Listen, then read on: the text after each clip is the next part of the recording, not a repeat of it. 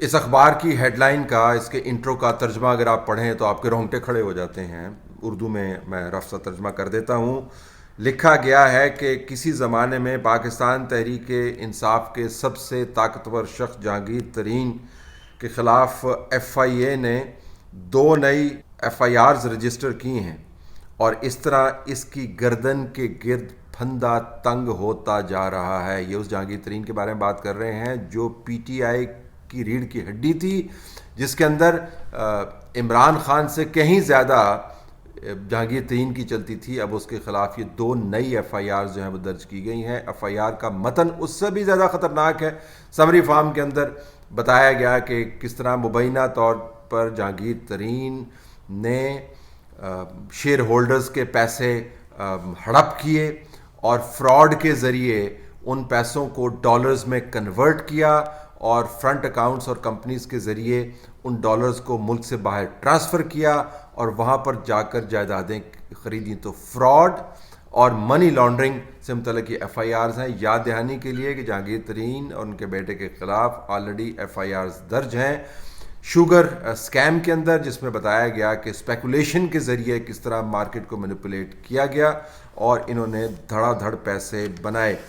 اب یہ جو الزام نئے ایف آئی آر کے اندر لگے ہیں، اس کے اندر ستم ظریفی یہی ہے کہ یہی الزامات ایگزیکٹلی عمران خان کے تمام اوپوننٹس کے خلاف عملاً لگائے جاتے ہیں. شریفوں کے خلاف جو الزام لگے ہیں ان کا سیکوینس یہی ہے کہ پیسے مبینہ طور پر بنائے، ہنڈی کو استعمال کیا، فورن ایکسچینج کے ذریعے ان کو باہر بھجوایا اور وہاں پر جا کر جائیدادیں لے لیں. اور یہ حوالہ عمران خان بار بار استعمال کرتے ہیں. وہ جن کے بچے باہر ہوتے ہیں، جن کی جائیدادیں باہر ہوتی ہیں، وہ انہوں نے جائیدادیں کس طریقے سے بنائی، ملک کو لوٹ کے لے گئے. تو جہانگیر ترین جو پی ٹی آئی کے اس تمام بیانیے کا ایک مرکزی کردار رہے ہیں، اور جب تک ان کی فالنگ آؤٹ یا سیاسی لڑائی، جس کے اوپر میں تفصیلات آپ کو کچھ یاد دہانی ہوگی، کچھ نئی معلومات ہوگی، ابھی بتاتا ہوں، وہ نہیں ہوئی، تب تک وہ اس بیانیے کو ڈیفینڈ کرتے تھے. ہم اس وقت کہتے تھے کہ اگر آپ کے پاس شواہد نہیں ہیں تو خاندانوں کو نہ گھسیٹیں. میرٹ پر آپ نے گھسیٹنا ہے تو کسی کی آنکھ میں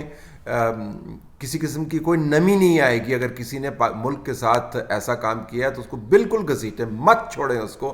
لیکن سیاسی انتقام کے اندر خاندانوں کے نام نہ گھسیٹیں، خاندانوں کی خواتین کے نام نہ گھسیٹیں، برانڈز کو تباہ نہ کریں. تب کہا جاتا تھا جی کہ آپ تو ڈیفینڈ کرتے ہیں، پتہ نہیں آپ نے پیسے لیے ہوئے ہیں، پتہ نہیں آپ نے کیا کیا ہوا ہے. اس تمام بیانیے کا جہانگیر ترین جو ہے وہ مرکزی کردار رہے ہیں. اور جب ہم ٹویٹر کے اوپر بات کرتے تھے تو باقاعدہ ٹرولنگ ہوتی تھی، گندی ترین ٹرولنگ جو آپ سوچ سکتے ہیں وہ ہوتی تھی.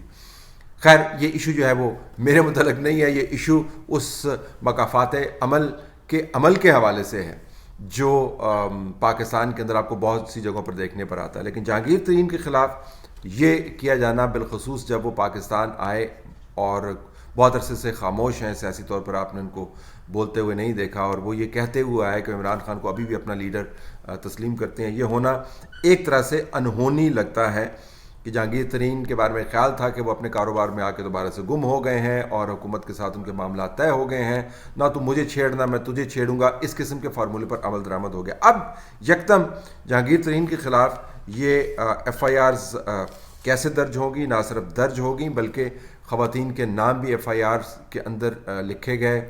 جب داماد، بیٹیاں، بہو، بیگمات، عمومی بات کر رہا ہوں، ان کے نام آپ ایف آئی آر کے اندر ڈالنے لگے تو آپ کو پتہ چل جاتا ہے کہ لڑائی جو ہے انتہائی ذاتی قسم کی ہے اور یہاں سے پیچھے ہٹنے کے امکانات بہت کم ہیں. اگرچہ پاکستان میں یہ بات نہیں کہنی چاہیے کہ یہاں سے پیچھے ہٹنے کے امکانات بہت کم ہیں، لیکن کم از کم ابھی یہ لگتا ہے کہ جس قسم کی ایف آئی آرز کے اندر سنجیدہ چارجز استعمال کیے گئے ہیں تو یہ لڑائی بہت زیادہ بڑھ جائے گی. تو کیا ہوا؟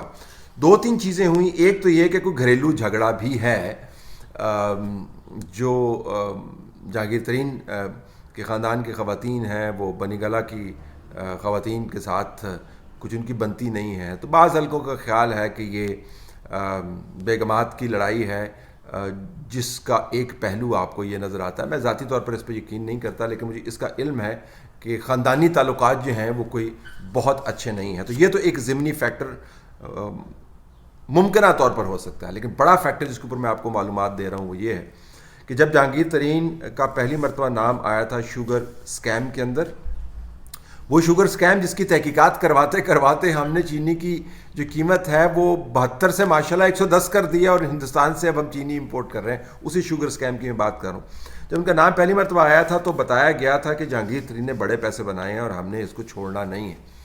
اب بہرحال حالات کچھ تبدیل ہو گئے ہیں۔ اب بتایا جا رہا ہے کہ اب جہانگیر ترین کا اصل ایشو یہ ہے کہ خیال کیا جاتا ہے کہ پاکستان تحریک انصاف پنجاب، جس کی حالت بہت ہی مخدوش ہے، بزار صاحب کی بہترین کارکردگی نے پاکستان تحریک انصاف پنجاب کے ساتھ جو ہاتھ کیا ہے وہ انہوں نے پورے صوبے کے ساتھ بھی نہیں کیا، تو اس کی حالت بڑی مخدوش ہے۔